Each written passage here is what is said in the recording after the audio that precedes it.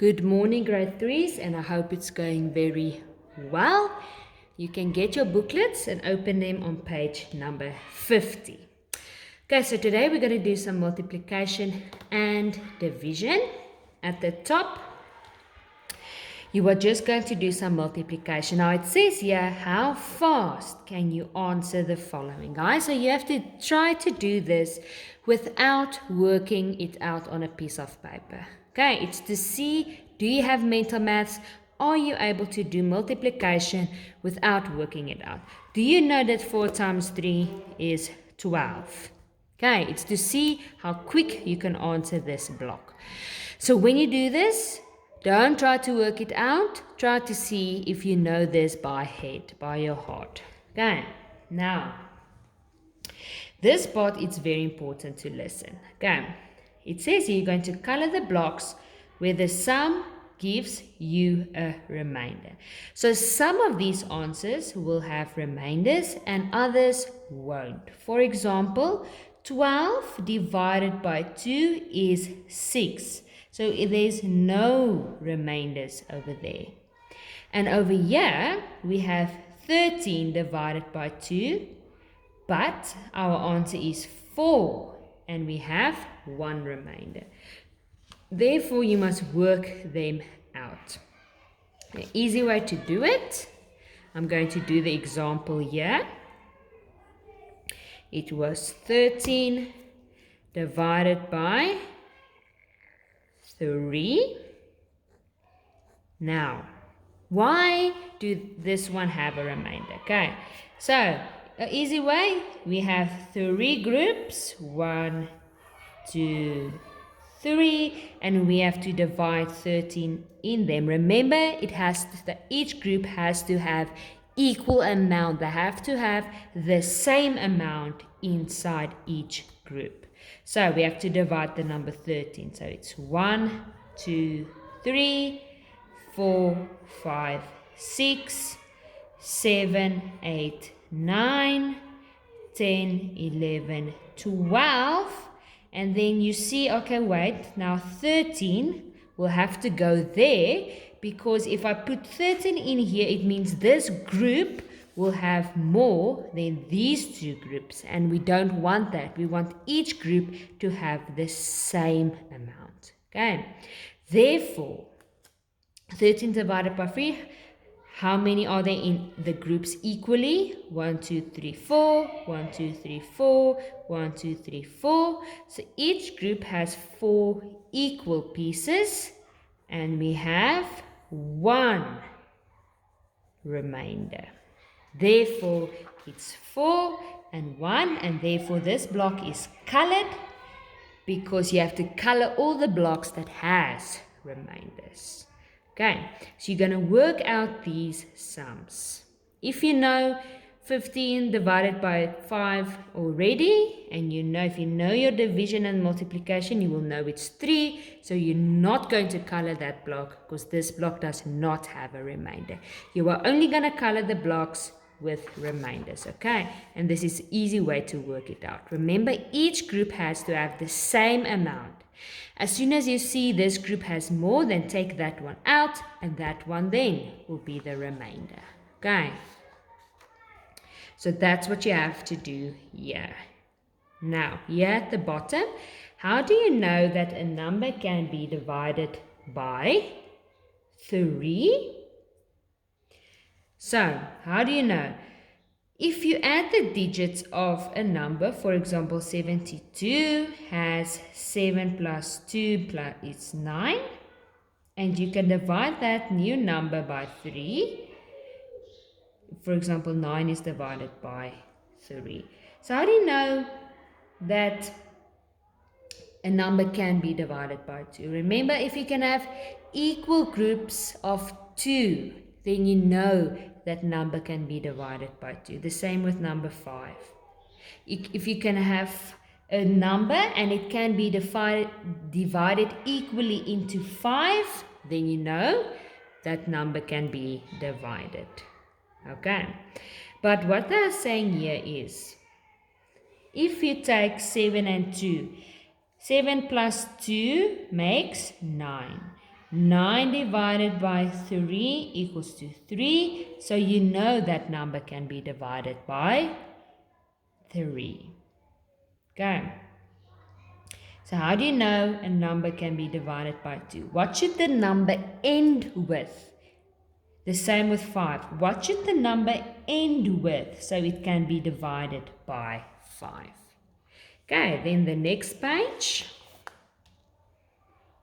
Page 51. Now, guys, we have done some of this before, but we're just going to go through it again so you know exactly what to do. Okay, so over here, we have 65 divided by 3. And this side, we have 21. Okay, don't look at that side now. Let's first do this side because this one is the reverse. So we have done some of this before where we have to first, step number 1 is break up this number into the tens and units. So if we break it up, it becomes 60 plus 5 because 6 tens is 60, 5 units is 5, and then divided by 3. Step 2, remember to do this in steps. If you remember the steps, then you will get it right.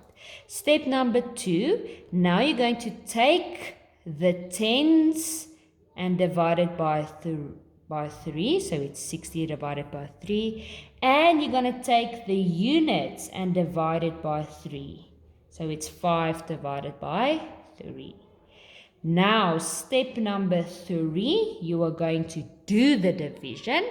60 divided by 3 equals to 20 plus, now this is important, can 5 be divided by 3? If I have 3 groups, can I divide number 5 equally into each group? So it's 1, 2, 3, 4, 5. Does each group have the same amount? No. So this one has to go out and this one has to go out. So this one goes there, this one goes there. So each group has 1 inside. So it means each group has 1. And how many did you remove? 1, 2. Therefore, it's remainder 2. So that means 20 plus 1 is 21 and the remainder is 2. Now this side you have to check your division. Remember, reverse of division is multiplication. So then you say 21 times 3 plus, where did we get this 2 from? We got it from the remainder. Okay, so again, step 1, break up the number. So 21 becomes 20 plus 1 times 2 times 3 plus 2.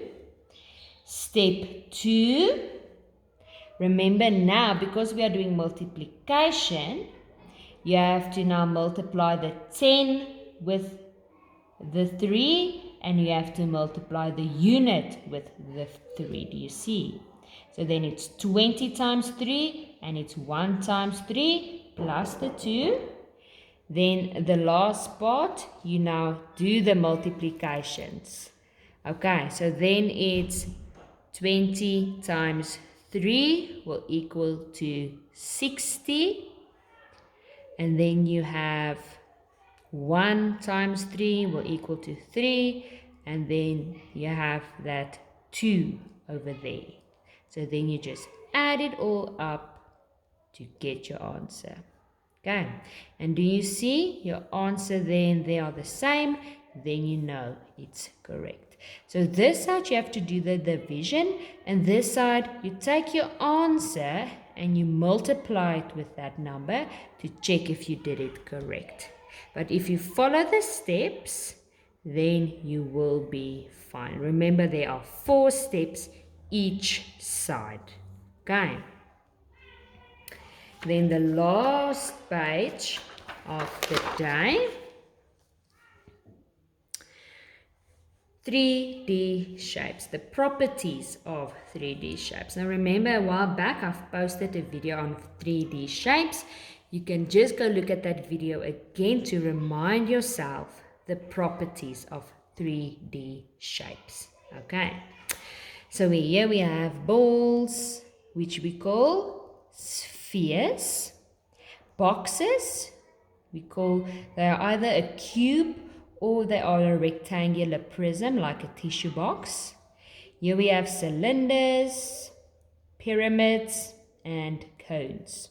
So what you have to do is you have to look at the pictures and complete the sentences and questions. So, yeah, we have a ball. This girl is busy with her ball. So what is she doing? So the ball, so you must tell me, the ball what is this ball doing? Is it sliding or is it rolling? And then you just tell me there. B, why doesn't the ball slide? Now the answer for that is because a ball is curved. Therefore it cannot slide. Anything that's curved will roll. Anything that has straight cuts will slide. Okay. But here you can see a cylinder. Look carefully, guys. This one can roll and it can slide. So you must tell me why. Okay. So that's it for today. We will see you again tomorrow.